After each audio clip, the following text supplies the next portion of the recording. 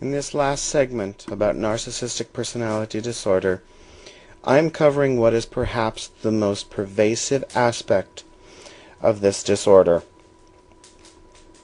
Narcissists lack an essential human component for empathy. Empathy is our ability as human beings to relate to one another on many different levels. It is our ability to relate to one another through pain, joy, suffering, happiness, and many other things. It is our ability to step into one another's shoes.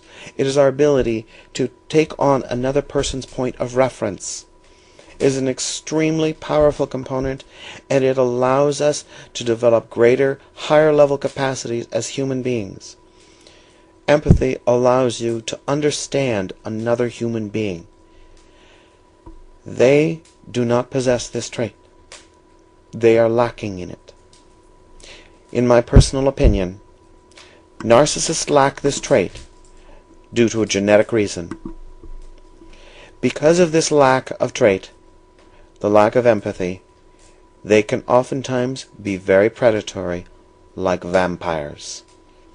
As I pointed out earlier, like a vampire, they can go into incredible rages, but they also need to feed. And they feed in various ways. They enjoy putting others into a level of emotional pain. Pain that has no physical scars, but bears deep scars on the psyche or soul of the individual. They do so through subtle put-downs, covert aggression, cynicism, sarcasm, and other forms of sadistic cruelty. Like the dentist here, who is drilling somebody's teeth, but the dentist is not necessarily doing this out of a desire to inflict pain. The narcissist does so because they know that they will be able to manipulate their prey, so that they will continue to have a form of food. That's right, their narcissistic supply. It is a sad thing because they oftentimes feed off of their very own children.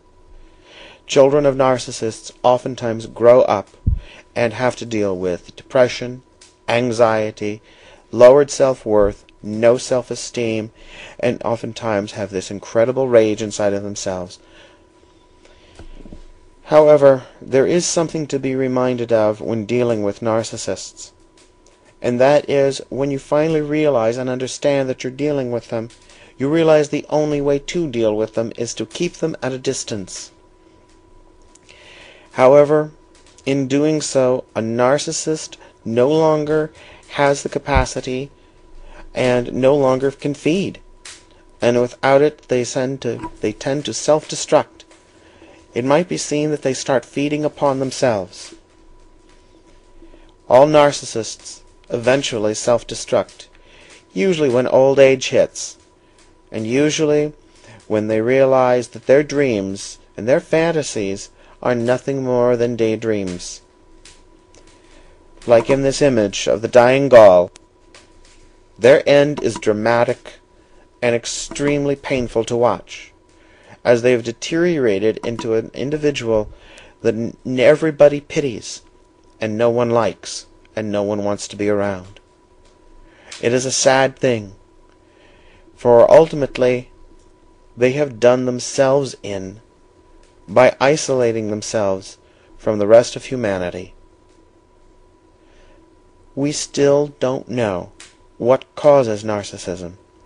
As I've said, I think it is genetically related. Others say it is due to trauma in childhood. Others say to the way we are brought up. We don't know. But as time progresses, and perhaps as we get a few narcissists into therapy and other things, we'll finally be able to find out what causes it. We do know that narcissists are very rageful and highly aggressive. But remember this, above all else, narcissists are covert aggressors and are very subtle in their manipulations. Thank you.